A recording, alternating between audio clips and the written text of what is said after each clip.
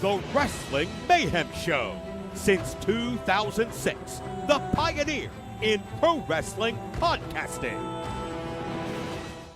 This show is brought to you by IndieWrestling.us and IndieWrestling.network for your independent wrestling entertainment. Slice on Broadway, supporting Pittsburgh podcasting with the perfect pepperoni pizza. Just wait, just wait, just wait, just wait, just wait. Wait for the perfect time, then attack. Don't give up what you want, take it back. Wait for the perfect time, then attack. Do what you got to do, make it last. Wait for the perfect. It is the Wrestling Mayhem Show, episode 931. Tuesdays, we've been talking about professionalized wrestling. I'm Mike Sorgat, Sorgatron, here in the Sorgatron Media Studios in Pittsburgh, Pennsylvania. And we're going to have a lot of fun tonight. We're back to our regular time. That's right. We had Title Tuesday or whatever the hell last week that was going on with NXT and AEW. I'll watch NXT later. Don't worry about it. I think we're back to normal here. Let us know in the chat room what's going on out there, of course. Actually, I see them already talking about some talent that they wish didn't come back in the Facebook chat. So there's that. But we do have with us, first of all, my trusty wrestle buddy, The Riz. He's still wearing the hat. He is still wearing the hat. He's still wearing the hat. Is he still He's in timeout? He's still in timeout. He's still in timeout. Fuck that guy. What I need to fix, your thing still has a Windows thing on it, so I need to fix Oh, that. There you yeah, go. That'll fix go my away. window. There you go. There you go. Riz, But yeah, he's in timeout. You're going the wrong way. You're going the wrong way. He's on the other I side. know. Okay. I know. What are you doing? We're not mentioning him. No, we're not. This is great for the audio people. So Yeah. we also have returning from the Grit and Glitter podcast, Emily Fear is back with us. Yeah, hi. I'm pausing because I almost wrote that the wrong way on a tweet the other day. I'm like, nope, that's not the name. So welcome back. Thank you. Yeah, I feel like last time I was here was what, like pre-Mania weekend or just immediately post-Mania weekend? Oh, you were here over the summer for sure, right? I don't think no. so. I don't think What? so. We'll have to check the notes. They're definitely not here often enough. So Yeah, considering how close I am, I'm like, yeah, I could be here like most weeks. yeah, it's like, how's your Tuesday? You know, this is really just, I'm in that comfort zone where like, I just want to bring back people that I know. Like you're coming this week, Joe Dabrowski's coming next week. You know, it's just like, this is the buddy cast at this point. I feel like that, like we do that with our show too. And my co-host is always really good about like mixing it up and making sure that we have like, you know, interviews that people want to hear and like interesting segments. And I'm just like, we got these people that we like. Can we just bring them on? It's easy. So what is the mission of the podcast? Is it to do the things that get out to a bigger audience or introduce people that you think are cool to an audience that you hope will also think they're cool? I guess you right? kind of want to do both. And ultimately, I like, say both. Yeah. like if you have like your team and then like one of your correspondents who's like regularly involved also be a part of bringing in like guests for interviews, that's like the best of both worlds, right? Yeah. But there's just so much to coordinate. And some weeks I just want to BS with my friends. Right. It's like, I just want to have a nice wrestle chat. You know, that's fine. I don't want to like schedule, you know, some people are just so hard to schedule interviews with. Like it's so difficult to pin them down. And so. I am surprised that we're doing an offshoot here at the beginning. I am surprised how many are afraid to do podcasts in the wrestling world. So many, yeah. And I'm a little surprised by how many of them, and this is not a read on anyone in particular, but like, I just assume that if you are somebody who has to do a lot of traveling or do a lot of coordinating for like various like, gigs that you've got, you might have a better understanding of what your calendar looks like, or keep a calendar. No, that's a problem. That's an ongoing problem with a lot of people. And it's like, if I could tell wrestling training schools to like offer one augmentary course, it would be time management and scheduling for wrestlers. There should be like people skills. It's like in high school when you got like a check balancing class. I didn't. They rolled that out by then. But like there should be just like life skills included in wrestling training, right? Absolutely. I mean, I always think that at this point in this day and age, wrestlers should be trained in a couple of things that they weren't normally or weren't traditionally trained in, including like social media management, or either don't use it if you can't do it responsibly, or how to use it so that you don't blow up your own career by being an asshole on the internet. Yeah. And like, and basically like how to schedule. Well, you're pointing at the guy in timeout. Yeah. Well, Pointing at this guy. well, over here I guess you can do whatever you want if you've been on Sports Illustrated in the 80s. Anyway, so I'm with. Is that the law? Is that the bar that we have to cross? That's our statute of limitations, I guess. Yes. Maybe, I don't know. Exactly. What year were you on Sports Illustrated? Okay, all right, you fly. Yeah. It was a different time. I get it. So that probably would have been printed in Sports Illustrated in that age. Oh, no. Sorry, I was just watching a video with Kevin Smith talking about how Chasing Amy doesn't hold up quite as much as you think it would, from the 90s, because we talked different back then. So, yeah. Anyways, let's talk about wrestling then. I've got a lot to talk about. Of course, everybody here in some way, shape, or form was at Enjoy Wrestling this past weekend down in the south side of Pittsburgh. We'll talk about that.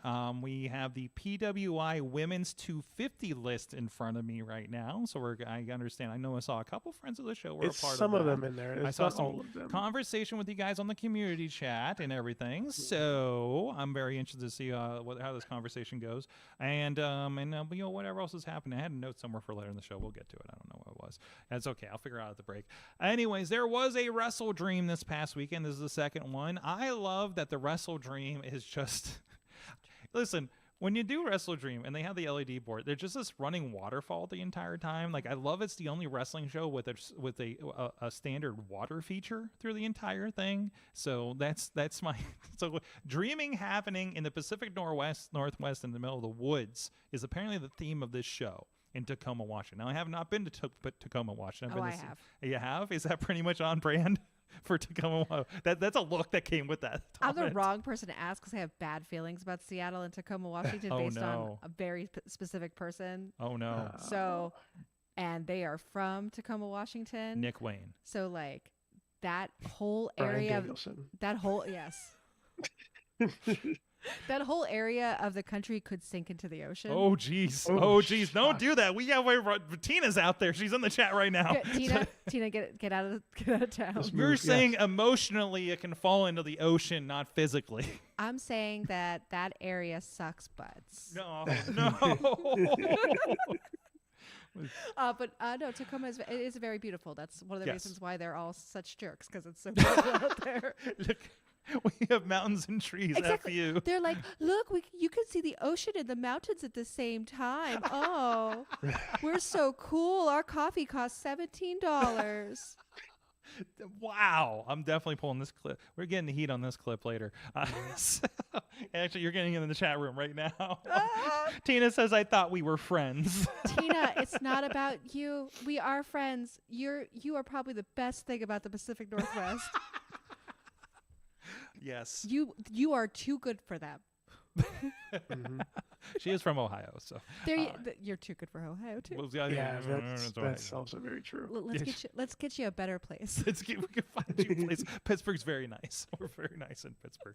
Anyways, so we did have the Wrestle Dream. We did have, kind of. I was talking before the show about I didn't feel okay about being at a wrestling show until I saw the Will Ospreay Ricochet match emotionally that night for some reason, and then we got a 3-way with Takeshita on top of things. So which made it even more incredible. And of course, and I don't know, I'm fuzzy from the weekend, but I believe Takesha's the new champ, right? Yes. So, good story, great match, a lot of fun. I love throwing Takesha into that. You know, I mean, we've seen Ricochet and Ospreay. We literally saw it 2 weeks ago, and you know, I thought that was a nice add-on for something like that. Yeah, I'm glad that they actually went all the way with it, because I was dubious of whether or not they would actually like pull the trigger and get him a belt, but and take it off of Ospreay of all guys. But it's a nice vote of confidence for Takeshita, who's like, who they've done a good job keeping like in the picture even when he didn't have a whole lot to do. No, absolutely. He has been kind of lurking for a little bit, hasn't he? He's been in lurker mode. Lurker mode. Which, like, keeping him on screen means that they're still paying attention, but like when he's not actively having a storyline specifically, it's like, okay, well, what's the deal? And then they kind of shove this really quickly in, which is curious. I wonder if there's behind the scenes reasons for it or not. But no, it's good to see to give him a belt, because I think he's great, and the audience does love him even as a heel. Yeah, absolutely. And he's doing great things. I know he's been doing some New Japan stuff. Had a great showing at the G1, if I'm not mistaken. And I think he's a part of the New Japan show coming to the Boston area here next month too. Yeah, I forgot that he was. I forgot about the G1. So that probably explains why he's been like not a huge presence in AEW over the summer, because like he's been busy. I mean, it's like I love how Tony Storm is like off doing like Stardom and CMLL and stuff, and just having these amazing promos we talked about on the show a couple weeks ago. Fantastic, except for the fact that because she wasn't at, I had been telling the person I went to the show with, the AEW Dynamite that was here, I was telling them all about Tony Storm, and I was really hoping Tony Storm would make an appearance, and I don't know why I assumed that was the case, because I knew she was off in Japan or wherever, but like it was a little disappointing of like, oh man, you're not going to get to see this specific person who was excited for them to see in person. That's one nice thing is, and there's other people kind of you can think about with this, but when you have a cool off period where obviously Tony's coming off of like almost a year as the champion, big story, needs to go away for a little bit, and she can go do literally other places, right, like this. Versus like Jimmy Uso was just off for 6 months, and he may have actually been rehabbing for all we know, but generally like that's not always the case. They're just like, hey, we're just gonna write you off for a few months. They're not doing anything else. I don't know. Maybe there's TV or something else that they're involved in or something like that, or maybe it just is a relief rest period vacation for them. But I wish that was. I honestly wish that was more acceptable. Like I really do. Like. Because it should be a good thing when you don't see someone for 6 months and there's not an obvious health reason attached. That should be like, okay, great. They're getting a 6-month break. Yeah. They have to go year after year after year, 12 months a year, 365 days a year. Like, so if they get like an extended break for just like health and well-being and to have a little bit of time off, like audiences should be like, cool, awesome, okay. Absence makes the heart grow fonder. We'll see them back. Hopefully they'll get back with a really interesting storyline. But instead we're not trained to see it that way. We're trained to read in the worst, either like secret injury or known injury, or oh no, they're being heat backstage. Yeah, exactly. Or, nothing to do. Yeah. Because that's actually that actually happened with like Bray.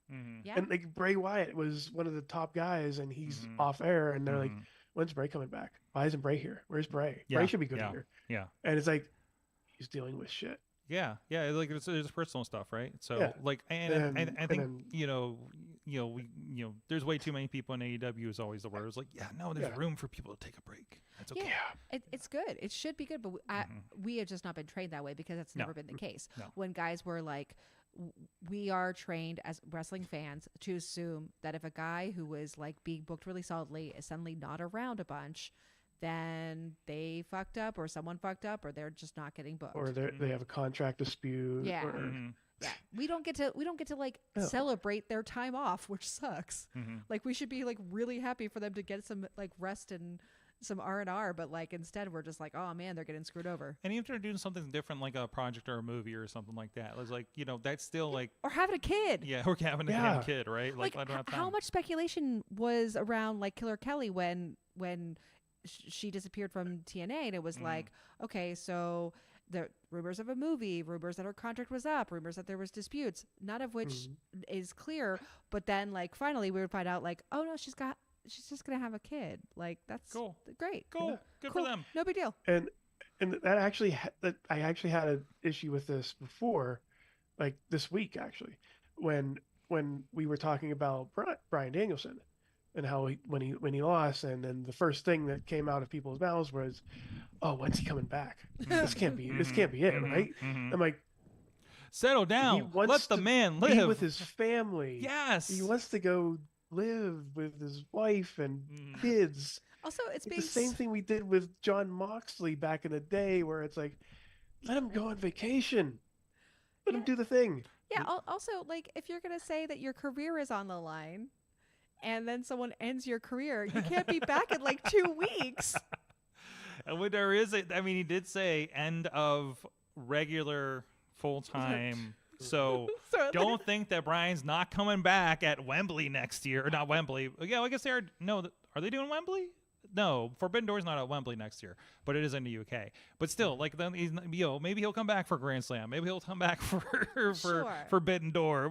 So I mean, the door is still like cracked open for that. He does not say I am done. He's only, I think, 43 years old.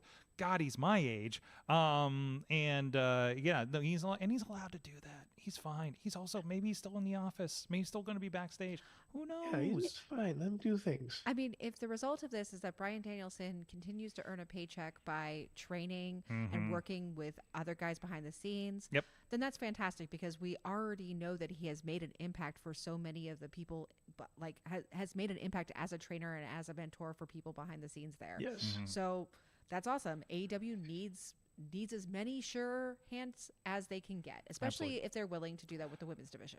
Talking about the show, of course, we did have the plastic bag send off. We had a pretty down note there to Mox winning and Brian being sent out on a slab practically with everybody in there.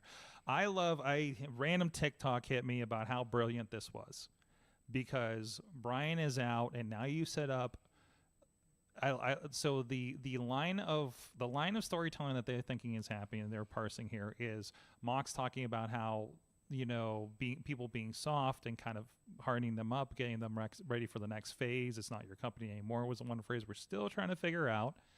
And the idea of this is the thing, going through this traumatic experience is what's going to make Orange Cassidy. You saw glimmers of that with backstages at the pay-per-view. Darby Allin, pushing them to be the top people, because now somebody said also that this is a very NWO like but God, even further kind of thing. There's like shock value to it. It's kind of like the Nexus. It's kind of the Nexus meets the Purge. I think is my vibe, right? You're gonna nod there, Riz. No, I you see this? No, I see it. I see it. Like I really see that, and I mean, I get what they're trying to do, and Tina was there in person and said the air went out of the room, and Daniel Bryan's lungs when that happened. Oh, I added Sorg. That's fine. Sorg. That's fine. That's the point of it, though. Riz, I'm disappointed. Riz, you're the first one to give us a true reaction to a plastic bag spot. It's literally your profile picture as you're on camera back at Pit that's Fight. true. Yeah, okay, and now everybody has that reaction. Riz, turns out you're the true trendsetter here. Or Emily Diaz. Emily Diaz. Yes, that's pretty much it. So there's that. But anyway, that was at a charity show, by the way. Just want to point that out there. That was a charity show. That was a school. That was a school charity show. That was at a school. That was at Pitt University, at the Pitt campus, and they're just the Gambinos went wild, and yeah. That's my old videographer. Yikes. So, anyways, anything else from Wrestle Dream? I thought it was a really good, solid show. I didn't get the chance to watch 0 Hour or anything like that. I watched all the next day. The only thing I'll say is I kind of wish the Mortis and Hologram match wasn't following what it was following. True. Definitely kind Like of in it was between. following the Takeshita Will Ospreay Ricochet match. Yeah, God, what are you going to put there, right? But did you catch the implications of that match that they announced? That was their first night on Fox Sports Mexico. This got me on the research department here. So WWE is leaving all of the Fox Sports Mexico, because that's where they have their deal for all their programming down there, right? And we know that the Netflix deal outside of the U.S. is basically getting everything. Basically, the entire WWE nut is going into Netflix everywhere except for America for the most part. Mexico is one of those. Fox Sports is left with 0 wrestling content. And not only are they getting Rampage, Dynamite, and Collision, plus the pay-per-views, which that I can tell are just a part. Maybe they're on the premium app, whatever. They're on Fox Sports, however they do that down there in Mexico. They also get a Monday night program that recaps the week to take this place of Raw. Oh, geez. Yeah, like that's how all in they are. Excuse the pun. To like what happened there, and I think you're going to see. So again, this is one of those like, hey, WWE is going to take their ball over to Netflix because they got a bunch of money for it. But you just had this giant opening for every other wrestling organization worth anything looking for TV to fill in a lot of gaps worldwide on bigger platforms in certain countries, right?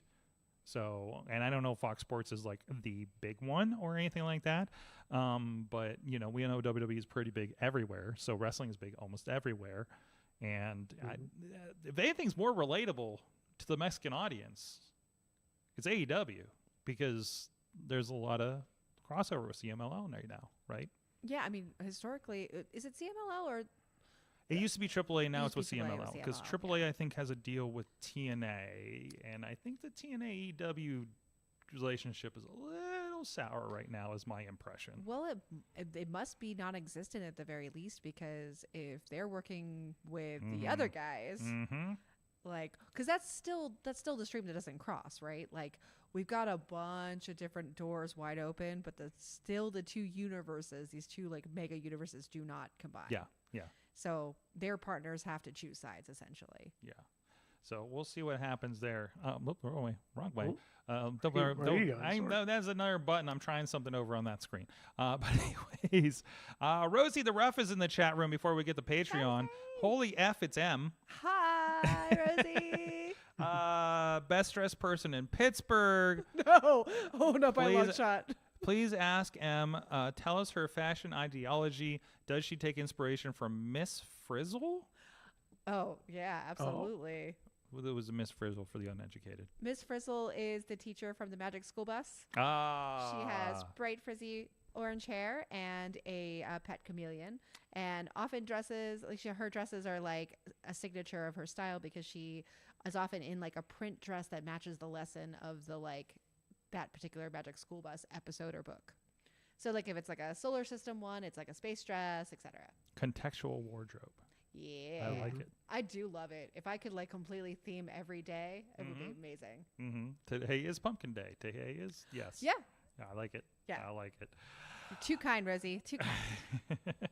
Hey, let's give a shout out to our friends that are supporting the show on Patreon, patreon.com/Wrestling Mayhem Show. We have a Patreon feed as a little bit. When we go to commercial, you'll see whatever we're chatting about and everything like that over there. And of course, you'll get the Patreon first whenever we do our post show, including the banned persons that often join us on those shows that we are not allowed to have on the main show due to order by somebody. How do you get banned? How do you get banned? That's a story that will remind us on Patreon. I haven't gotten banned yet somehow. You haven't had anybody say, hey, you probably shouldn't be doing that show anymore that employs you. Well, maybe Tina now. I'm sorry, Maybe Tina. I mean, Tina is like a Patreon supporter. Tina, so like a long time. Tina, I take everything the mother back. of dragon. I take everything back. I mean, we did actually have to. We had a Patreon supporter suggest banning somebody in the past. And we did heed it. And then when they left Patreon, we started letting them back on the show because I didn't entirely agree. But, I was like, hey, man, you're supporting the show. I will respect your wishes. And I think you have a very good reason for it. And, that's why Riz took a sabbatical. So, anyways, maybe I'll tell you about it on Patreon. Who knows? So anyways, where are we at? Oh, Patreon. Yes, patreon.com/Wrestling Mayhem Show. Everybody that supports the show. Thank you to everybody at the fan of the show level. Bo Diggity! Woo! As well as Team Hammerfist, the Tupac family. That's how I want to say it now, I think. And wait, should we do like the... What? No gang signs. What? Okay. No Should we gang do the signs. Claps? No, Should we what? do the claps? The claps? I can't even hear the claps on the Zoom, dude. I know. It's too good. It's too good. I didn't even hear the dog on the last show. So, but also, where was I at? Bubba Brewer of the Triple B podcast and our friends at APWF, and Jason French in the Poppy Club level, Dave Profbot Bonner, Rats in a Trench Coat, Tony Kincaid, and at the Pizza Club level, The Riz, and at the manager level, Bradley. I'm sure he loves that we do this. I think he listens to the audio version, so I don't think this is a problem. So no, it's fine. Yeah, it's fine. Yeah. It's part of history. It is part of it, and it's part of making sure it makes an impact on this show. So this is actually really good framing. Hashtag I just want to point that out. Oh, this is why this is your shot from VCW. This is my shot. That's why you put that over. Man. Oh no, this is also my favorite shot. Yes, that's the portfolio right there. Yeah, that's a Riz folio right there. All right, so speaking of recognition, there we go, much better. The PWI 250 women's list. Are there not enough women to fill 500? Is that the problem, or we have talked are they just tired after the 500? I think it's probably more of that than lack of women. We know how we feel after Mayhem Mania. We typically have talked to on our show. We'll talk to Kevin and Kristen Ashley and other people involved with these lists. And I think when we've asked about that particular question in the past, it's been one of those answers of like, we'll get there. Which, they have been making steady progress in the last couple of years about adding like 50 here, 50 there. So like, it won't shock me at all when they go to 300, when they go higher than that. But we take progress where we can get it. And they've actually have like expanded the number within a really like limited time, like span of years. So not picking on them yet. Would love to see a proper 500 for the women because we certainly have that talent. There was lots of names not on this list that like deserve to be there. Progressiveness takes time. Yeah, exactly. Right. So, and they put a lot of lists together. Yeah. So, yeah. I mean, I could give them a lot of leeway here. They're going in the right direction. Absolutely. So, Riz, why is this list incomplete? So is it somebody was trying to write it manually? Trying to do. Okay. It's from the Squared Circle Reddit page. Okay. I'm sorry. Okay. I think I'm banned over there. Yeah, it's like they have most of them, but there are some that aren't filled in. Like I think the first one's like 118. Yeah, no idea who's there, but I think it's just that they're filling them in whenever like as people share their PWI status, they're probably finding it. They share their page because like you see like the Danny Moe one, but you see like all the like 8 people around her in the columns to figure out who's where and stuff, right? So Danny Moe I saw on there, Maxine Peller at 59, is Sky Blue's up there, Queen Aminata at 55. Okay, let's look at our top picks here. Let's look at the top picks because I think they got it right. Let me go.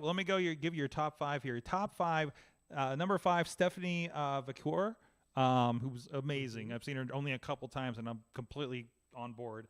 4 is Micah.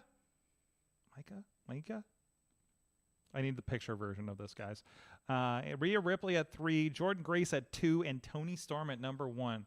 I see no problems with this. I think some people could make an argument for Rhea versus Jordan, but I think they also aren't seeing everything Jordan is doing over in TNA right now, right? Like she's really, really pushing the envelope. Yeah, you're just clearly not aware that she is like still like responsible for the bulk of what is happening in the women's division over there right now. And as much as she's been on WWE TV too, so she's literally she's crossing the line. And I mean, more are coming, and likely going to end up being NXT talent. Sooner Oh, rather than absolutely. Later. So like, yeah. So we know that her time in TNA is likely to come to a close soon. Like, she deserves all the attention now. She'll get more of it when she's in NXT. So it's good to have her in that top 10. Some of these, I don't know if these are people or somebody just misspelled Saria.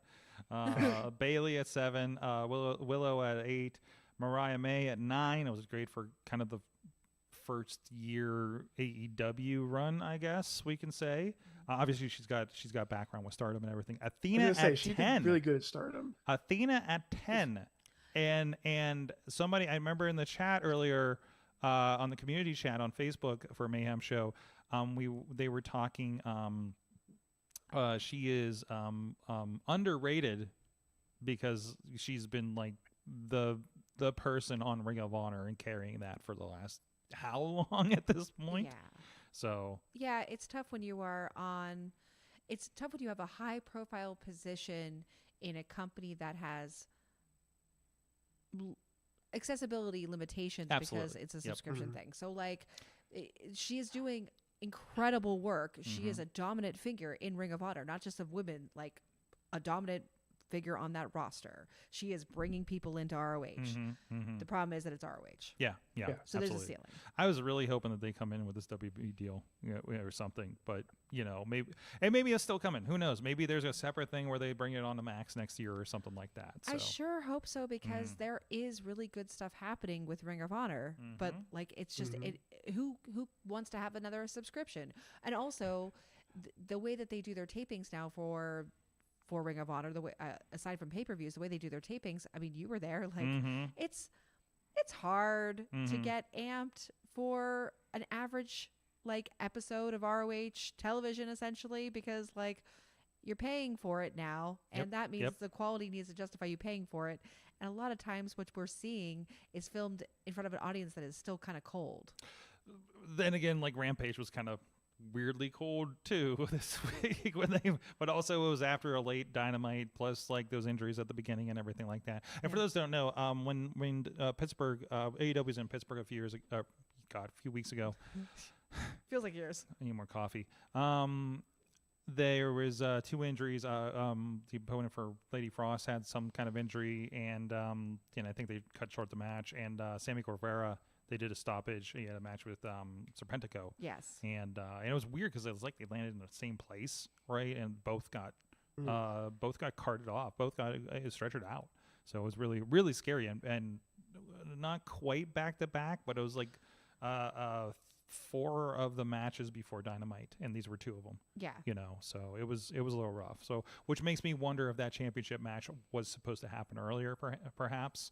Because we had Rampage after a late running Dynamite overrun, and we got an ROH championship match between Briscoe and Taven at like 11:45 on a Wednesday. So it's just like, yeah, I'm still like, somebody was like, you having fun? I'm like, yep, still here watching the main event, So it's been really interesting there.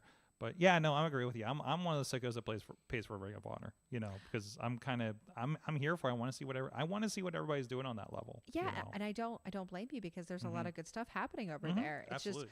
just you have to make the choice to like subscribe to it, and a lot of people just can't it's manage harder. one more. It's harder right now. Yeah. Maybe at least for those like, hey, Death Before Dishonors this month, it makes a lot of sense, right? Versus paying $30 for it, $40 for it by itself. So I'm glad they went back to that model at least. Yes, at the very least now it makes more sense. Yes. And also knowing that what we know now of Bleacher Report fading away and AEW coming on the Max, also understanding why they brought that in. Or maybe they just didn't have the numbers too. So back to it. Any other standouts here on this list so far? My favorite, Maki Ito. Where's Maki Ito? Where do you think Maki Ito is going to be? They didn't. She's number 69. Ah! Of course Maki Ito is number 69. because that's the best number. we really need to get Kevin on the show now, just so I can be like, all right, so justify this as is, and not just for the joke that you guys wanted it to be.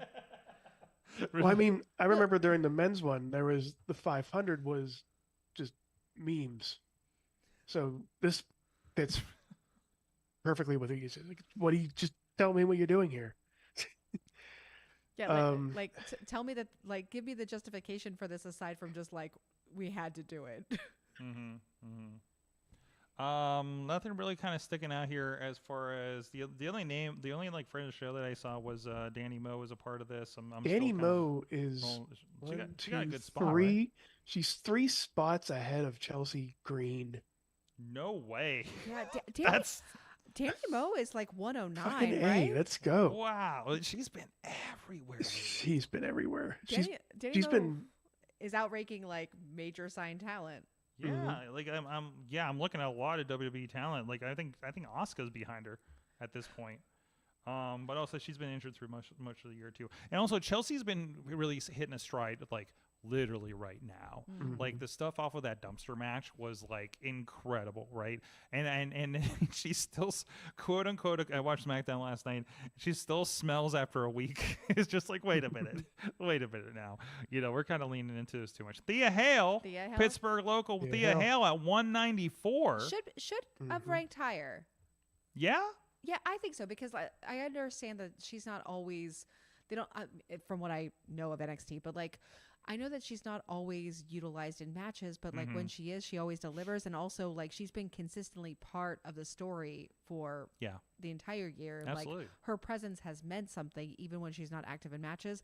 I get that like certain things like because of the way that this list works, that's important that she needs to have those wins. But like, I'm just a little surprised that she's that low. Comparatively, another local, just a few spots ahead, at 191 is Lady Frost, who's been doing, and she's been getting some title matches, proving grounds matches, and things like that. Always gets attention when she's out there, regardless of if it's just a squash spot or something like that. Not a squash spot, but you know what I mean. You know, she's obviously being put in these like, hey, we need to, hey, you're on Collision, to spruce up, Serena Deeb or something, right? Leading into a title match or something like that. So, and that's fine too, but still, like, whenever she's on, the tweets are all over the place for her. So she's getting attention, and she's putting together 2 good matches with them, with great talent. Anything else sticking out in here? I think Alexis Littlefoot. She is. Did I see her at Stardom? I think. Yes, if I'm not mistaken. Yeah, she was at the Mania. I think she was at the Mania Stardom show weekend, and definitely very impressive for what I think is a relatively young talent as well. Yes, she was at the show at ECW, right? Yeah. She's the one. I believe I saw an interaction between her and Sumi Sakai after the match, which is she's like, "You always get me so stressed out," or something like that, going into the match. And it was a 6-woman match, as a lot of those were that night, and everything like that. And she really stuck out on that night against Stardom's like a crazy amount of talent on those shows. So even for a relatively that show was under 2 hours. Like it was a breezy show. That show, it was crazy. That show is maybe the shortest wrestling show I've ever been to. Yeah. Well, I mean, if you unless you count like the free shows that Enjoy has done, et cetera, where they do hour blocks. No, of an actual ticketed show that you pay good money to go to. But it didn't feel like it. No, I'm not saying that's a bad thing. Too many shows are too long. Yes. I don't need a 3-hour show. Especially Mania weekend when you probably got like 3 shows that day. Well, and that was perfect for the Stardom show because we were going from whatever GCW show, the 2 shows that we had watched, run into Stardom, and then a bunch of people left Stardom and ran back to GCW to catch the second half of Bloodsport because they had time. Whereas I was just like, fuck it, I'm going to get dinner, because then we were going back for DDT at the Collective. So like, but as a result, Stardom fit right in that pocket. It was perfect. People got to have the best of both worlds. No, more short shows during Mania weekend, please. Awesome. Well, pretty good list. I generally, what are you seeing from this list? Does everything, any arguments with any of these listings so far or anything like that? Nothing. I'm going on the record. No, I mean, to back up with Athena for a minute, she's gonna be top 5 next year. Has to be. There's got to be something coming up with her, right? Like her snowball effect is getting too hard to like ignore. Yeah. Agreed. So she's gonna be top 5. It's hard because like they can't necessarily award placement on this based on like sheer charisma or it factor, right? Like there has to be some measurement so that they can like stand behind these rankings as like in some qualitative form. But when you see someone who clearly is going to have that big era of their career like right beforehand, and then you see that they're like pretty low on a list like this, it's surprising. I mean, and 10 on a 250 out of 250 isn't that low, but still, it's going to be fun to see her rise even further. I'm checking something real quick. I want to make sure I did not mess this up because I saw that Alexa's from Kentucky, and I want to make sure I'm not confusing her with somebody else I saw recently. But anyways, we'll double check that in a minute. But in the meantime, okay, I might be mistaken. Alexa Littlefoot, I probably know from NeoPro. I think I'm confusing her with another girl from Stardom, if I'm not mistaken. I'm looking at her 2024 cage match. Yes, I think she's more of a regional wrestler right now, but she's sticking out there. No, she is one that stuck out with she stuck out on NeoPro. I'm sorry, I'm confusing that. So now I want to find out who I'm talking about from Stardom. Yeah, who now. are we talking? Okay, guess what I'm going to do? I'm going to go look at the Stardom card from the ECW Mania weekend during the break, and then I'm going to correct myself. So she was actually on 2 matches in NeoPro. It was actually the NeoPro show I went to in March. That's where I met her. Okay. Listen, that was within like 3 weeks of each other, 2 weeks of each other. So I think that's why I'm meshing them. But awesome. So that is on Indie Wrestling Network, which is good timing because you can go to indiewrestling.us and catch up on all this wrestling, including our friends at Neo Pro Wrestling. The last year of shows, their first year of shows, is over at indiewrestling.us on VOD over there streaming, and we are providing DVDs. I've got some orders going out here in the very near future for those as well. And they have a show next week on the 25th of this month up in Salem, Ohio, if you want to go check that out in person as well. Good crew, good shows up there. They've had Tommy Dreamer and Rhino there in recent months as well because all the ECW guys are coming back to the area lately, I've noticed. And of course, this weekend, we got a lot going on with our friends at Thursday Night Fights at 80 Wrestling, and as well as their debut at the Penn Brewery is going to be streaming on there. And also RWA's was a Bloody Harvest is going to be this weekend. And that includes a dog collar match between... Get it right. Super Hentai Preston Everest and HL Supreme. Why are you mad? Why are you mad, Riz? Super Hentai. Super Hentai, the quotations. He purchased the name from HL Supreme somehow. I don't know. Then he's legal trademarks Super Hentai. He's He has the name. He has the chain. He does have moves, a chain. He has the mask. Yeah. He's Super Hentai. Different tattoos. He's the guy that I've seen in like. He's the guy that had an epic years. ladder match with Troy Lords in 2006. Yes. Oh, okay. I've seen him headbutt somebody and have a big knot on that guy's head. Okay. Absolutely the same person. Absolutely. Same person, bud. Well, you can figure that out for yourself here. And of course, RWA is going to have a free match, and I found out what the free match is going to be, and I think it's going to be a lot of fun for you guys. So go check all of that out, indiewrestling.us. A lot of fun wrestling for you guys to watch and catch up on there. And you never know who's going to pop up.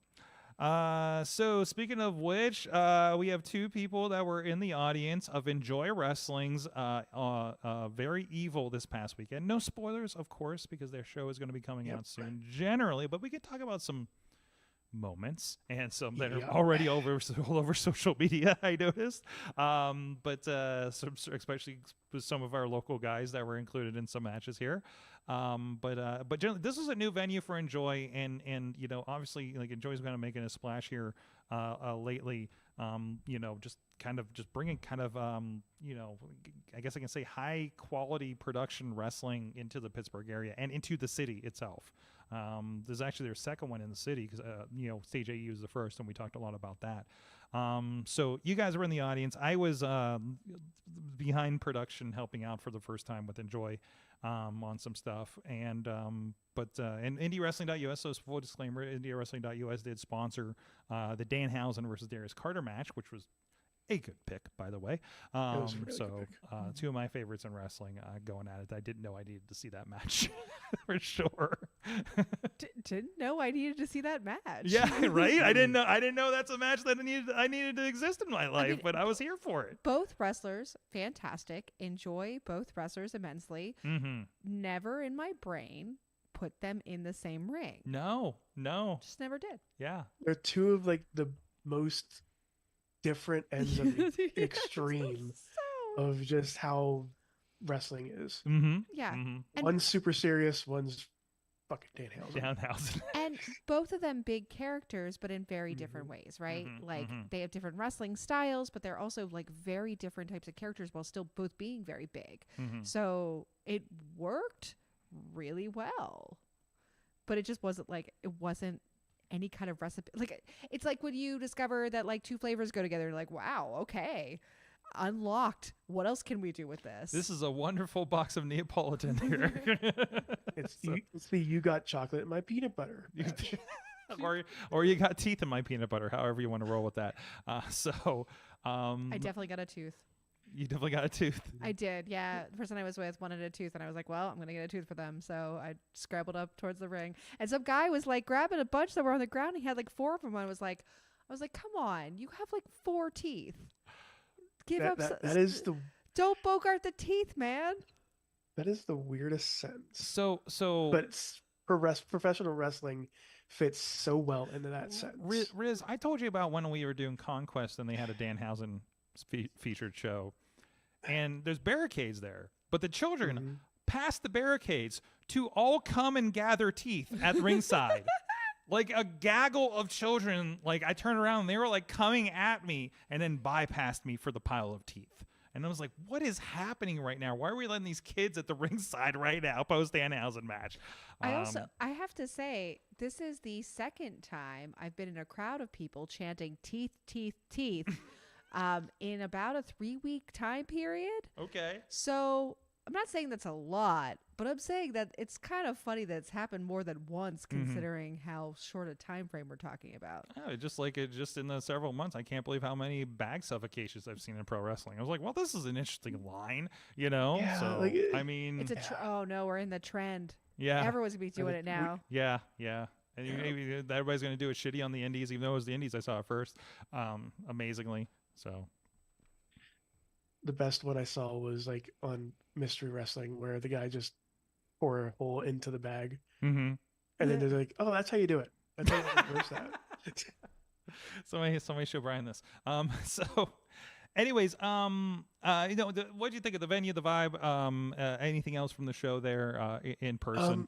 I don't know, Emily, if you saw just the amount of people in tracksuits that were there. What? Like in the audience? In the audience. Like, I was like, it was weird. Like, I this is what perplexed you all night. You're at a brewery with arcade games and Danhausen and all this stuff. There and is approximately a good story about 2 bathrooms. What's that? And approximately like 2 bathrams. Yeah, that are like miles away from where the ring is. Yeah, that was fun. So I really appreciate that Enjoy has been branching out from Mr. Smalls and doing these like experiments with like really big venues like Stage AE and more reverent venues like Vellum Fermentation. And I really like Vellum as a space. It was my first time there, and I thought it was a great space. The one caveat the one catch, and if they ever have a wrestling show here again, they need to consider this, is that there are 3 single stall bathrooms, like 3 single bathrooms in the entire establishment, and they are located in the back cafe area, so you have to walk down a long corridor to get there. There's a whole 2 toilets in one of the men's rooms, though. The one around the corner. Well, okay. Didn't stop the line from I being know that's not going to do a lot. Extraordinary. And I don't know what the draw is for that place. I know I think they close to, if not sold out, the ringside, all the ringside seating, and just had standing room only. Yeah. So and they, I got the sense, we had a friend come a little late, and I got the sense that at some point they weren't doing a whole lot of like super close observation as far as who was coming in the door. No. So at a certain point, so like there were likely people in the standing room area that like didn't pay to be there. No. Just wandered in. Yeah, a regular wrestling show. I kind of got that vibe. Mhm. Like, Yeah. like even when I like, yeah, I mean, yeah, I'll probably speak to afterwards, but yeah, it was just like people just like came in, but it was wrestling. It was fun. The question came from the chat room. Why the tracksuits? And I think that's the question you're asking. You just Sure. noticed a Like, lot it of the was patrons weird. Like, had it was tracksuits. Southside? Maybe it, like was people from, it's like a Southside maybe It could like be the South Side thing. you know? Like it was people are just it was wandering one off of of those- Carson on their tracksuits. Like, welcome to the like, flats. the one person that was standing next to the entire night had a bright green tracksuit on, and then all of a sudden this one guy comes through with another tracksuit on, and then another guy who's even bigger, who looks like a beefier version of Wardlow. a beefier. Wait, beefier. Wait, was this like old Wardlow you told me about? Yes. Old Okay. Wardlow. Yeah, like he was man bun, but gray beard Wardlow. Okay. And Maybe it it was just was- Wardlow incognito. But he was like triangle shaped. Oh, like how Broad, like sometimes like when guys get really beefy in a specific way, they look like a Dorito. yes. They Broad get shoulders. Yeah. Like I always say that's what Pac looks like. Pac looks like a Dorito Mhm. because he's shaped just like a triangle. Yeah. That's the Particle Man by They Might Be Giants. When they talk about Triangle Man, they're talking about Pac. He has this perfect triangle. Uh-oh. But yeah, like that's all I thought about that entire like the pre-show. I'm like, Built like a what's brick happening? Dorito. Like, is it like imagining a I'm Dorito okay? with Is a this like head a and arms. is this like a mob house? Like, Exactly. should I be worried? Should I like not be here? What's going on? Like, Like I've seen this movie. yeah, Like- I've seen. The Oh my Sopranos God, it's a before. tracksuit Riz- mafia from Hawkeye. Were you worried that like you would look down at some point at your own self and you would be wearing a tracksuit? Yes. That like suddenly like we're all in tracksuits. We're it's all of us. I'm definitely not going to have nightmares about that. I mean, they're so comfortable and stylish. They Why are. would you have They're very- nightmares? Which is funny. It's a 'cause dream. I think Enjoy is one of the only, as a wrestling promotion, one of the only high profile companies that don't have their own tracksuits right now. Yeah, I was gonna say, Sorg, you had a track jacket. I did So- wear mine in. Yeah, So Sorg was part of the problem, right? No. I just it have was a your I got fault, my New Sorg. Japan. It was cold. I had my New Japan jacket. You know, it's just how I rolled. So yeah. I was not wearing a tracksuit, No, Okay. No tracks. I was not. but I could. Oh man, we had one of those like early 2000s like velour tracksuits with like something written on the butt. Like pink or plush or something. But I wanted to be something like really stupid, like teeth. Just put teeth. teeth. No, that feels like an invite. Oh yeah. That's Yeah. true. You don't want to do Yeah, that. no, Yeah. no. You never- Especially with some place there's alcohol. Yeah. Yeah. That's not No. gonna end well. Yeah, for anybody. I can say I don't like long entrance ways because there's a Oh, lot. that was I had some really flashbacks to long. RWA. That was people doing Batista poses while we're waiting for the people to come out. I'm like, motherfucker. that was a runway length Yeah. entrance. And we recorded so we And- couldn't go the whole way. Yeah. so- And I feel bad because Honey Darling was Mhm. was one of the guards that was trying to I think not have people cross the line. I think she's that the official entire P, line. but there's too much. There was too much space. There was way too much space. When you have that She was much space, there's no waiting. way to avoid No, it. there isn't. There No. not And then like I'm just standing there, and I'm just like, she's looking at me. I'm like, okay. Like my arms Wait, were did you out. become I'm like, part of the security I got staff? part of, I was part Does of she know security you're for a not little working bit. that night? Yeah, I don't think so. But yeah, but She was No. looking at you. She's like, "Why are you slacking? Come on, get to Yeah, work." come on, You're come like on. you're Where's you're your always camera? with Sorg. You must be on Like, duty Pull right your now. weight. Where's your camera? And I was like, What's no, going you on? go sit in the seats. You got my ticket.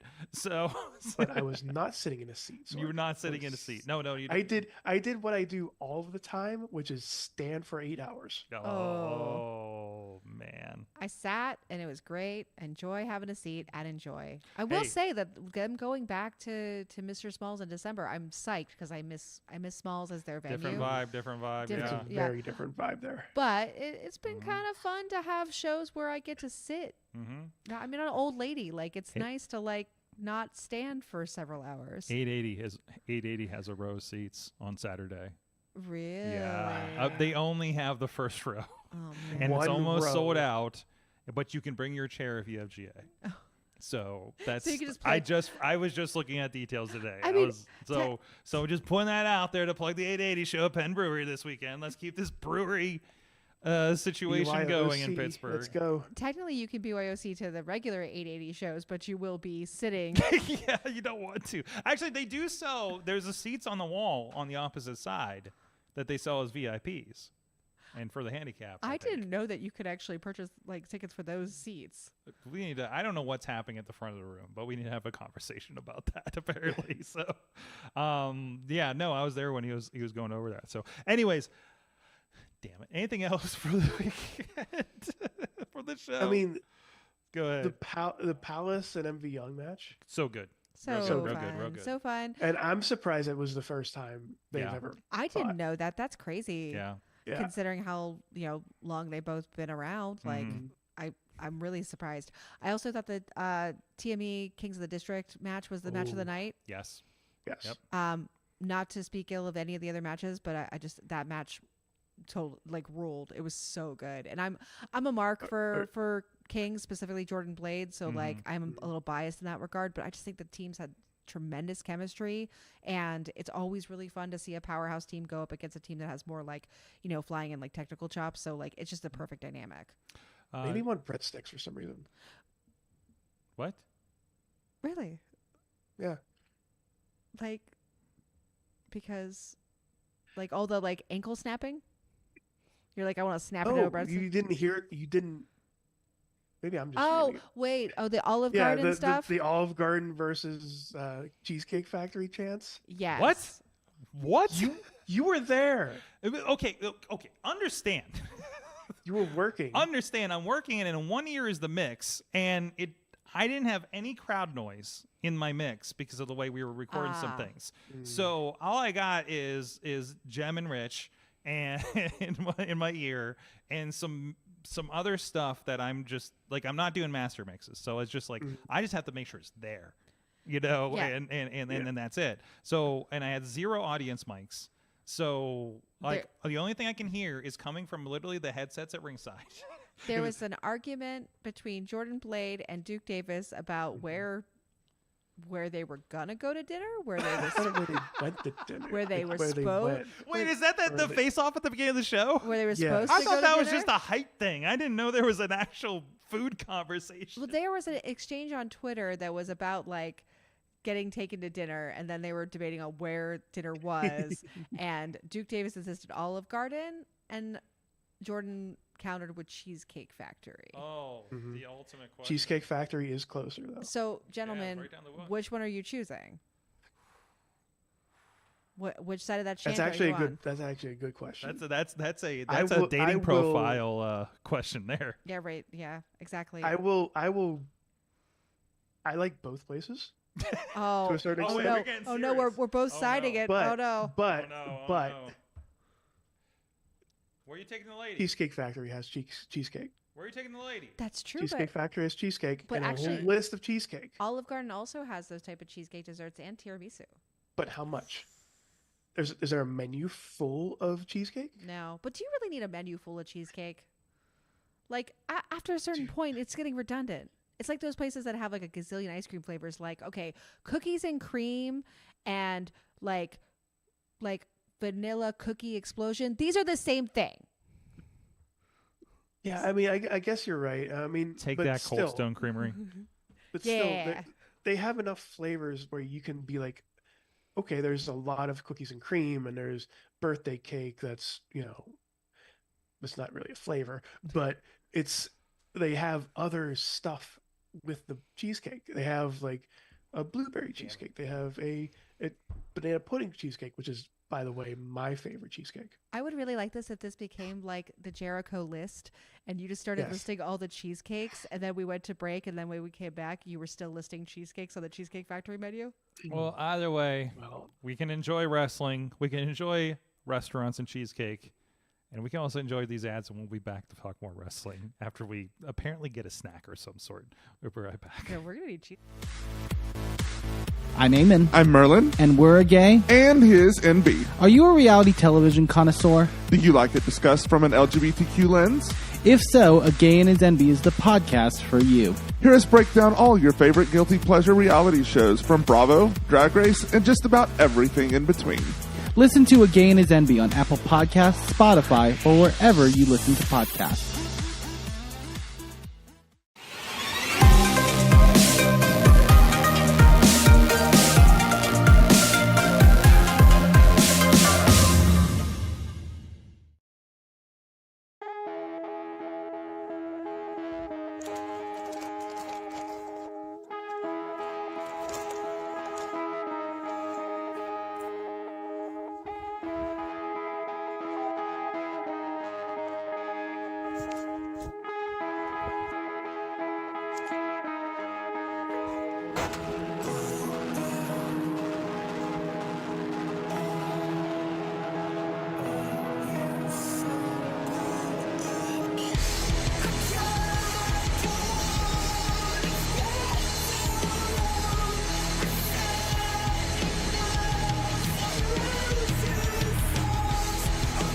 For mercy, you're all alone, unable to handle the pressure of forced mortification. Now let the torture begin.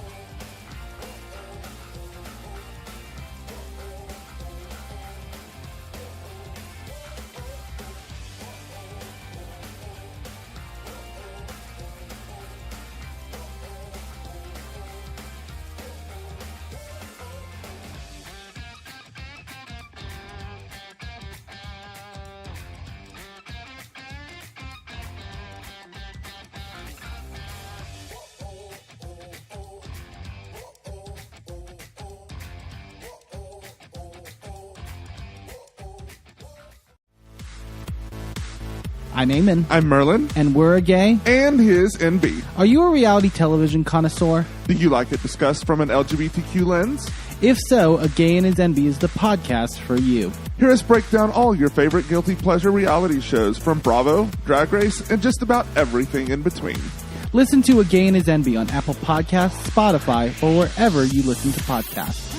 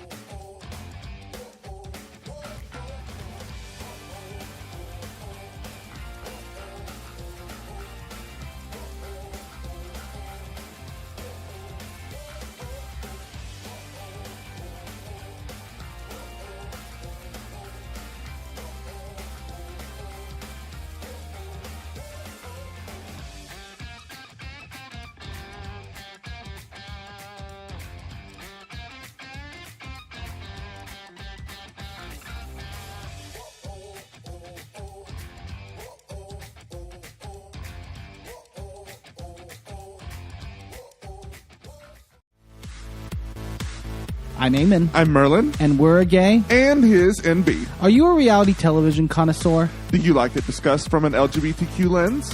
If so, A Gay and His Envy is the podcast for you. Hear us break down all your favorite guilty pleasure reality shows from Bravo, Drag Race, and just about everything in between. Listen to A Gay and His Envy on Apple Podcasts, Spotify, or wherever you listen to podcasts.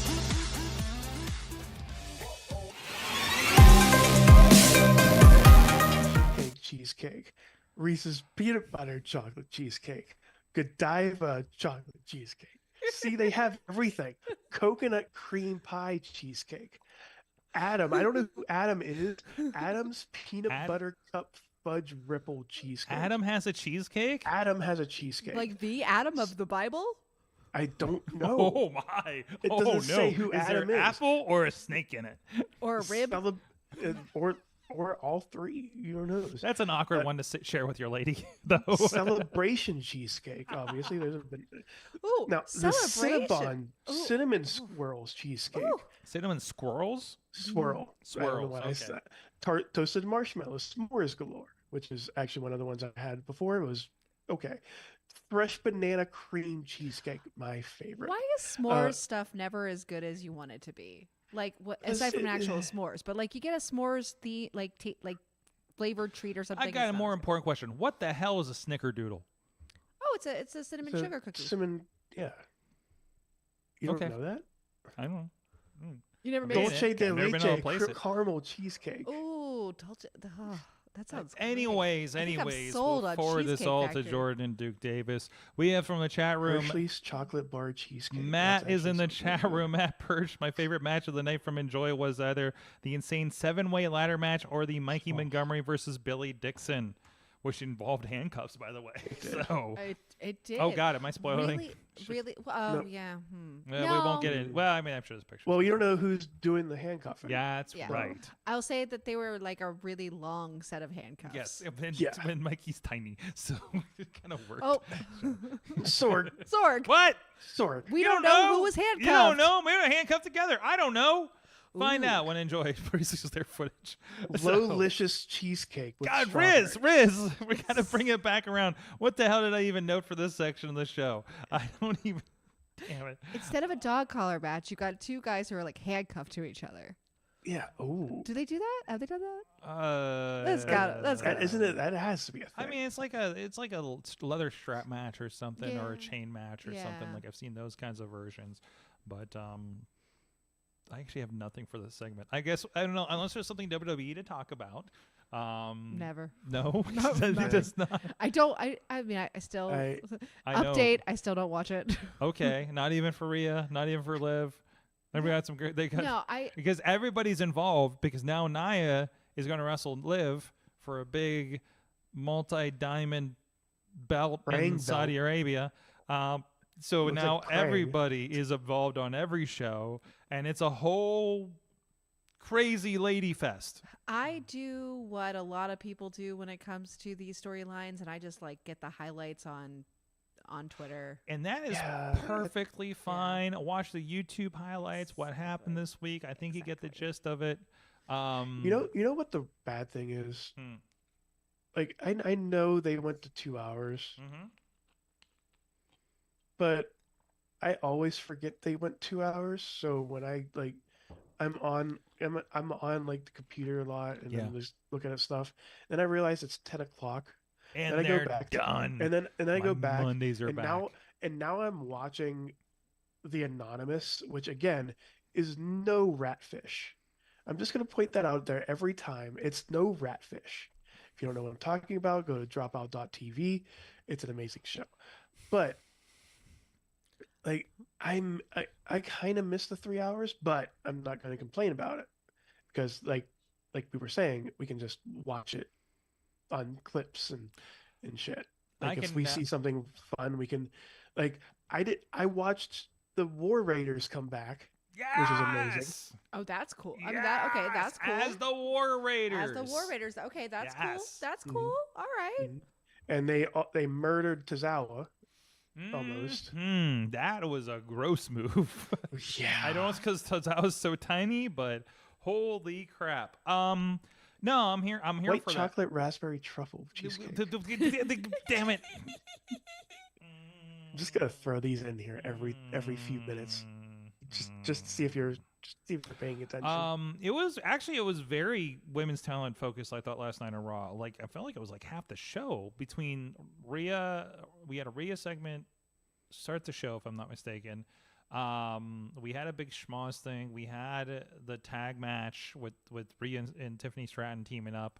And did we had a women's title match last night too with Damage Control.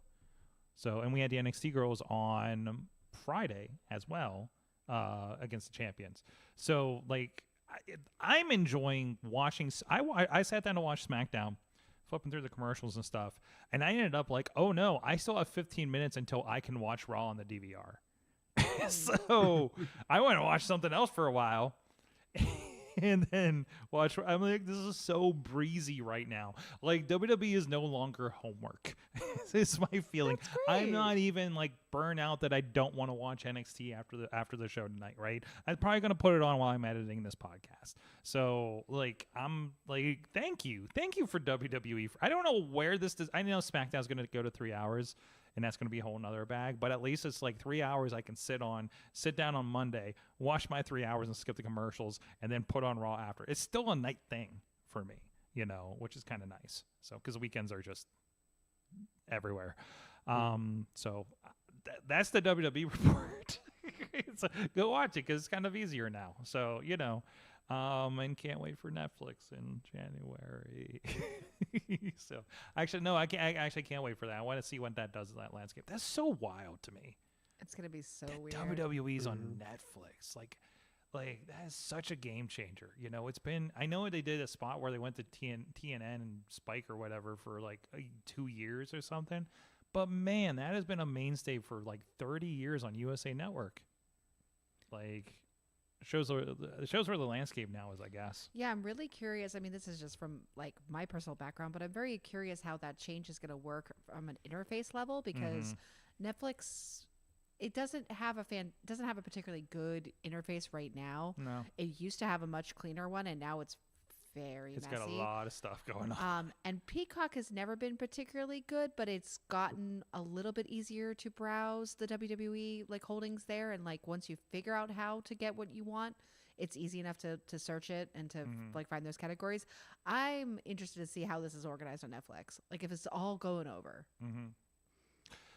Yeah. And plus I don't think Netflix has had a steady live component to it. They just announced a John Mulaney talk show that's going to be live coming up next year. Yeah, because they did one as an experiment during some comedy festival in LA, and the show itself was not good, but it was like it did stream live. They've been tiptoeing. They've had some problems with like a reality show reunion show they did. The Tyson fight happens this time. They're going to be doing that. They did some kind of golf outing with Formula guys, which makes sense since they do Drive to Survive on there. So this is going to be big. They did the hot dog eating contest. Hot dog eating contest, big time stuff. But like I think Raw's going to be a really big one for them, to see what that capacity is, and it may. I think we're further along than the early days of WWE Network where we're trying to watch NXT Arrival and it's really kind of skippy. Yeah. It wasn't really working great, but everything came around and like it's not often that we get that problem much anymore. So. Yeah, I mean, I have no idea how it will change behind the scenes as far as how things are like filmed and how things are captured for streaming via Netflix. But I imagine that like they can make it work pretty well. So yeah, it'll be interesting to do. I think they keep saying that like, oh, there's not going to be the commercial breaks the same way, but like also understand like Netflix has a commercial tier. So I think like much like when pay-per-views have changed PLEs on Peacock because now you have this weird gap where everybody else is getting tied commercials and you're getting a recap for the next match, right? And they are formatting around that. There's bigger gaps between those matches on those pay-per-views than there used to be, right? It's noticeable when you're in a crowd for sure. Yeah. But then, you get, I think you're going to get Like you're going to get house ads, or we're going to get promos. It's not going to be a clean like there's no ads. Let's go. I can't imagine that's how they're doing. But It's going to be like it's going to be like the. Sorry, I didn't mean to. But it's going to be like the first hour, like when they did like the first hour is commercial free. Yeah. And there's a giant bucket of KFC chicken right in front of you. There's going to be integrated ads. Oh, well, yeah. Integrated ads are going to be because your eyeballs are going to probably go up. They do that with the PLEs anyways. They have the banner splattered everywhere. Absolutely. So you're going to see more of that integrated advertising, which is what it is. We see it in every other sports, So I just want to hear Michael Cole say fuck. That is the future that I dream of. Not Pat McAfee, because he says it every damn day, but I want to see Michael Cole say fuck. I mean, do we think that's the implication? Is that like the product itself could become less family friendly because it's on Netflix? I think they've announced that they intend to. Yeah, absolutely. Toddy Tundera is in the YouTube chat tonight. And Toddy! Cable is low-key back is just his under half names. Yeah, I mean, yeah. Yeah, absolutely. And we're not that podcast, so I'm not going to get into that. But I hear a lot of those conversations about it. And even like a lot of these are included in your your bundles and stuff with cable. You get your Disney and stuff like that, right? Also, who's this Mr. McMahon guy they're talking about on Netflix? He seems bad. Yeah, that's gonna be weird. That was my reaction because I was like, oh, interesting collision of. He's not there anymore. I mean, I think my running theory right now is, other than like there was the theory that I think Busted Open or something said, there's the Matt Kemp Busted Open that I was listening to, and he was like, hey, they did this now to clear the slate. This is the past. We're going in the future with who's there now. I also think it was they shut it down. He left. They spun it back up because he left. Yeah. And we're like, well, we can't offend anybody now. Let's go. So we got a production we spent all this money on.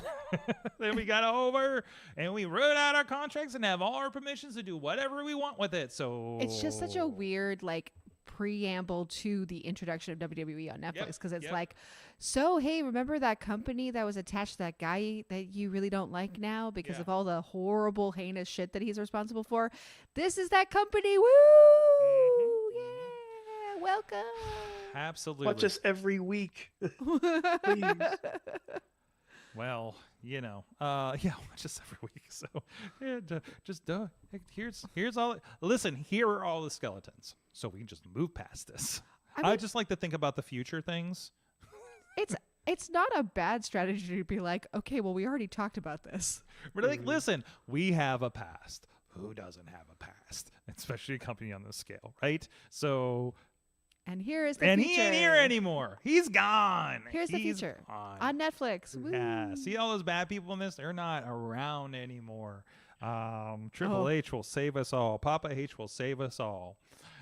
So, anyways, thank you to saving our stomachs every week here in the studio for feeding us and our guests, our friends at Slice on Broadway, New York City style. Yinzer Made, Beachview, Carnegie, East End, I don't know, everywhere. They're everywhere, man. They're everywhere. I have a restaurant saying, hey, there's a slice by me. I checked them out, and they're really digging them. So check them out, New York City, Yinzer Made. Call them. Make sure they put you on hold so that you hear that amazing theme song that they have for the whole music. Have you heard this, Riz? No. There's a Slice on Broadway. Dude, you're excited. They have a oh my God, it's great. It's great. Wow. I wonder if they posted on their social media or something. I laugh. So I need to call them and be like, can you put me on hold for a moment? Listen, call them like 5 o'clock when everybody else. Call. I mean, it's like, can you put me on hold? I'm gonna do it online, but I just want to hear the music. Yeah. Listen, just call them at 5 o'clock when everybody else is calling for pizza and you'll get it. Okay. Yes. So if I'm like a few minutes late of when I usually call them, I'm going to wait because they get busy real quick at the end of the day. So anyways, thanks to our friend Slice on Broadway. Everybody, chat room, ladies and germs out there on the internet, what did you learn from wrestling this week?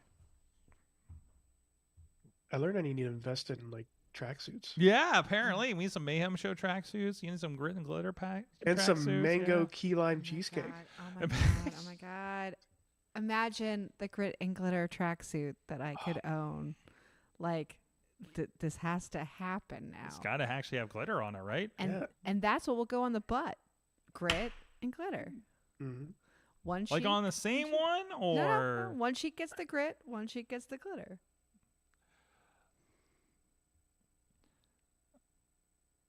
That's it. That's it. That's it. All right. Thank you, Sharks. That's our. Thank you, Shark. Yeah. Yeah. This will. Oh man, that's it. That's my new wrestling. I've solved what I wear to wrestling shows for forevermore. Forever. I'm getting a custom velour tracksuit for my podcast with glitter letters on it. No, it's gotta be velour. Come on, Mm-hmm. yeah. Maybe a breezier one for the spring and summer months. Yeah, some of those places. So when Taco Mania is out in the sun. And I also learned Andrew Palace is the nicest pinball player ever.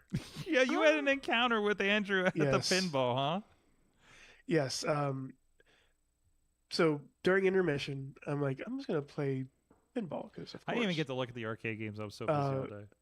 after my little walkies that I had, I went back in, and I had to. So I had to go do $10 worth of this because that was the minimum Yeah. for a card, Mhm. which seemed excessive, but Okay. So I played about maybe two, three games, and of course there was a Weird Al pinball machine. Mm-hmm. Mm-hmm. So of course I'm going to play that. And then all of a sudden, Andrew Palace comes over.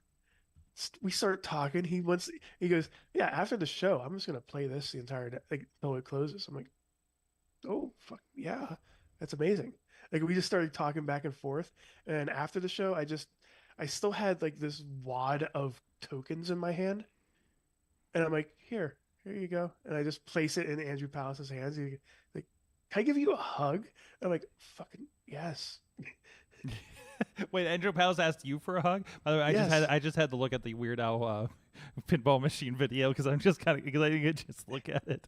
It is. I've never seen it is this a thing. giant screen, Mm-hmm. and It looks like it's got a hamster wheel in it. it got Harvey hamster wheel. Okay, Incredible. good stuff. Good stuff. Emily Fear, what did you learn from wrestling this week? I learned that I'm not cool enough to get a hello from Riz at a wrestling show. Oh. Yeah. I feel so bad. We didn't talk feel about bad. this, but yeah, No, I waved hello and I got you iced. did wave hello. I got and I did not iced. see the hello. Iced. So Andrew Palace gets a handful of tokens and I get Yes. nothing.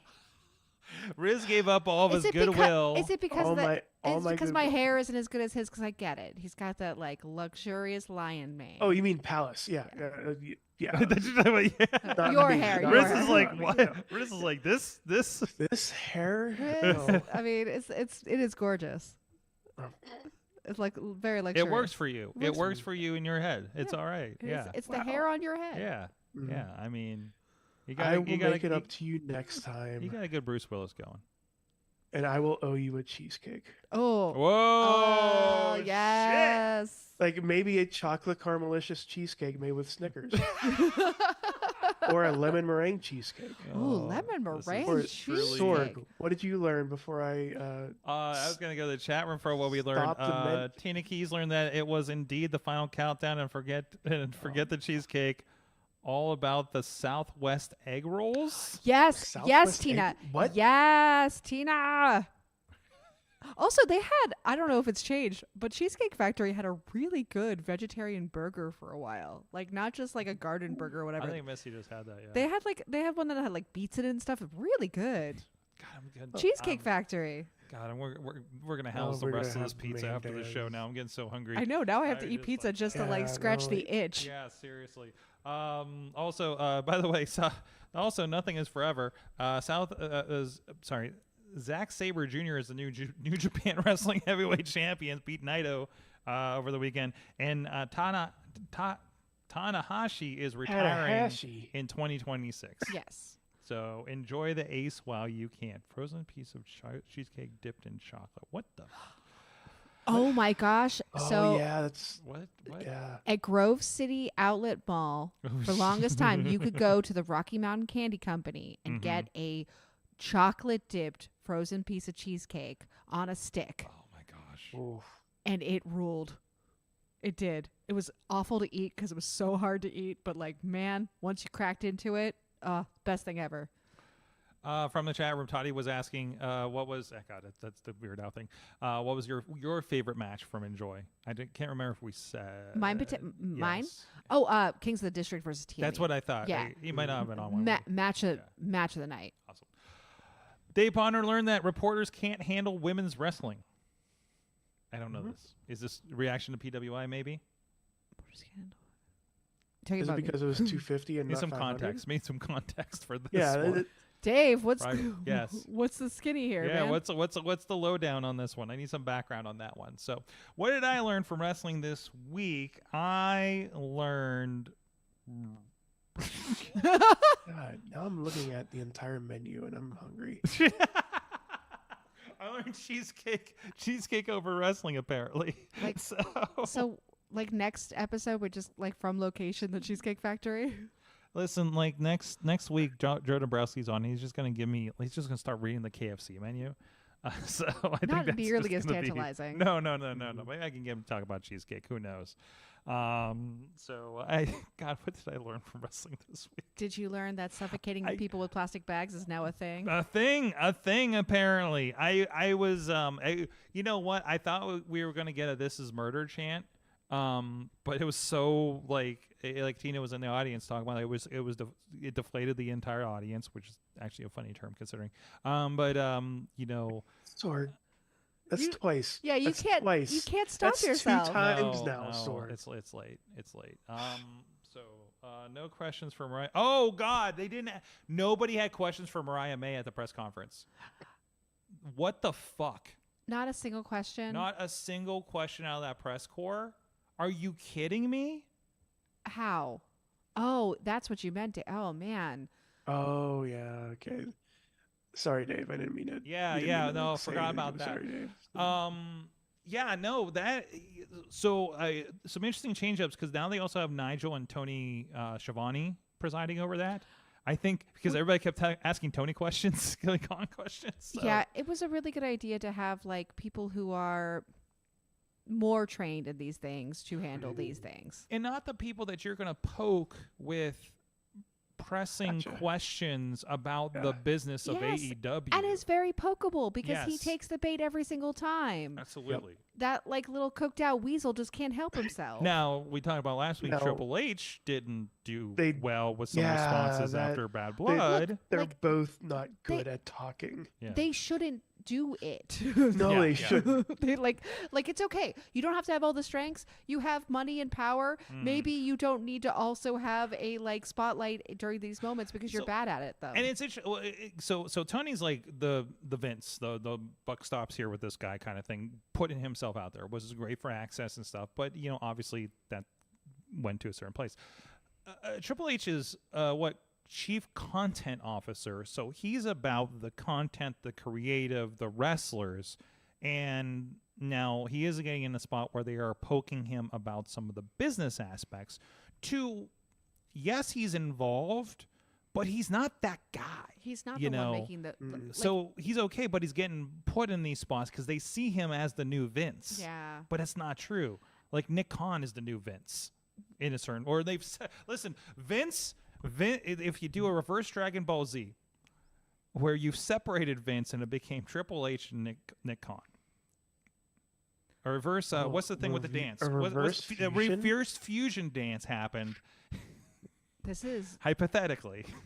Okay, I'm listening. I'm this is listening. one of the nerdiest conversations I've ever No, entered into. How many times I've I seen a get fusion this. Let's dance go. in pro wrestling, or literally Joe Murphy had Goku socks when he sat in that spot a few weeks ago. Okay, so this is like completely on Joe brand. Murphy has the Vegeta jacket, He does have the the Vegeta badass jacket. Vegeta jacket. Tony Khan was in prison for the media scrum. Yes. So yeah. Anyways. That is so bizarre. Not a single question from Mariah May. Not any kind of like soft like have you been seeing what Tony's been doing in Stardom? You know, like it's like not even a fucking fluff question, right? Yeah, like not even a story question. Like, who do you think you're fighting next? Yeah. So Okay. what was her appearance at the press conference like then? Awkward. Just like, It would like showed up. They sat there going once, going twice. And then she's like, I'm really disappointed in all you and left or something. Like that was it. And I haven't seen any other clips from it. But yeah, that was it. I would be disappointed. That's a too. shame. bizarre. Yeah, that was weird. That was really How? weird. How? Yeah. I'm struggling to figure out what I learned from wrestling this week. To be quite honest, I had a very stressful weekend. So, I learned that I enjoy wrestling. Actually, no, it was. Hey, you said the thing. I've been using it a lot in social media. If you haven't noticed, yeah. So we did do. Maybe I'll talk more on Patreon about this. So I just do real quick because we're actually at mostly what I wanted to check out for this time. But no, we did sponsor the IndieWrestling.us did officially sponsor some match on it's not some match, the Danhausen match on Enjoy Wrestling, and just the match that was on the center of match. the poster. and I did appreciate I learned that Enjoy runs a really good ship over there. I've had the opportunity to work with some pretty high profile companies. It was great to work with Rich Bocchini, I think I say it wrong all every time. So I was the guy for like 4 years. And because it's been a while, it's probably been about a year since I've worked with him at Warrior Wrestling. And catch up with them, and it just learn some things from people that that work in spaces that I don't get a chance to, and that's always good to see how other people kind of work and format their stuff. Much like working in different companies against different wrestlers, like helps you grow as a wrestler.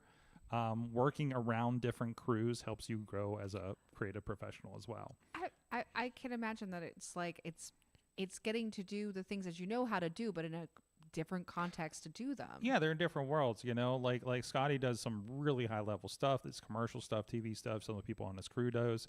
And then we have me and Rob that do what we do on the indies. You know what I mean? Like we come from different vectors, and me and Emil is like, oh, hey, you should do this. Hey, you should do this. I kind of talked about it a lot on Awesome Cast actually earlier tonight because there's a lot of technical behind it. But, Scotty's got the skill for the look. I know how to pull a show together. He knows how to make it look a very specific way, and it's just like, that was awesome.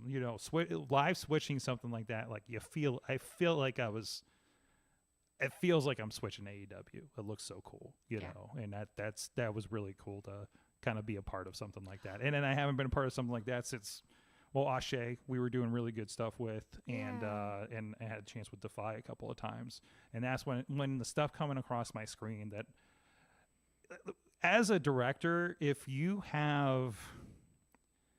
working on certain shows with certain levels, like maybe they're just newer videographers or something like that, and you're just like, God, I got to look for something to make this work, versus you're giving me just options, and I get to paint the picture with what the videographers are bringing in, right? And it looks good and everything's framed, and I literally have a choice to just follow the action and figure out what's going to work. That is a really, really cool place to be.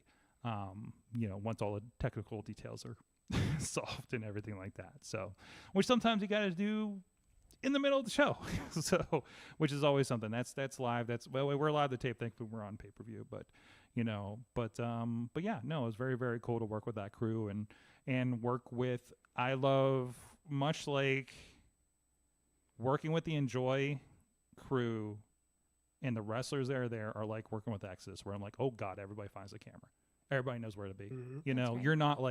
You're not just like, why is this person just has a back to all three cameras, and just like, at some show, like everybody knows what this is, knows it's a big deal, knows this is, TV, quote unquote, as far as presentation, and they're there for it. I don't know what they do backstage in the meeting to prep everybody for it, or they've been here enough times, or they're people that come. Sonny Kiss, obviously has been there and knows how to work this.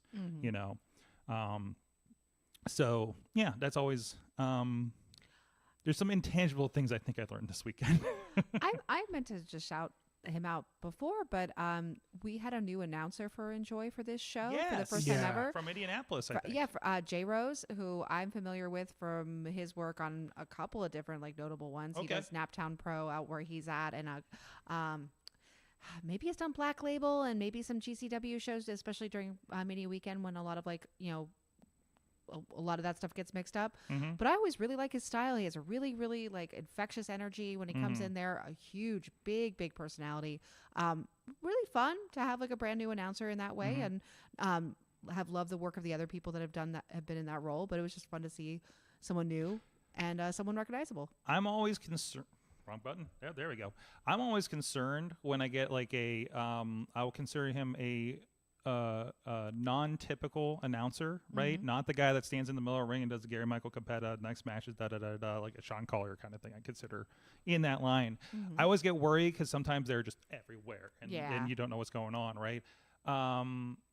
He had the right energy. Yeah. Is the best way I can put it, to keep the show going. Wasn't going off on this, that, and it like I've had guys that walk around the ring and just like, you're literally running around the ring doing this announcement. I don't know what to do with you, and he just had that right mix of not just the dude standing there. He was like hype man / announcer in the best way possible, and I loved it. That's awesome. I really dug that. And actually, I got to see a little bit of clip of how they start, like, of some of the final cut of how, like I think that first, like, are you ready for wrestling moment? And I'm just like, okay, that's the vibe right there, right? So, and even the pre-announcements, I'm like, should I capture this? This is actually pretty good, Usually it's just kind of flat. So, he got people popping for the sponsors. Like, this is good, Yeah. I don't They get got this a at all whole the shows. crowd. They got the whole crowd for the rock paper scissors tournament That's during the right. intermission. That's right.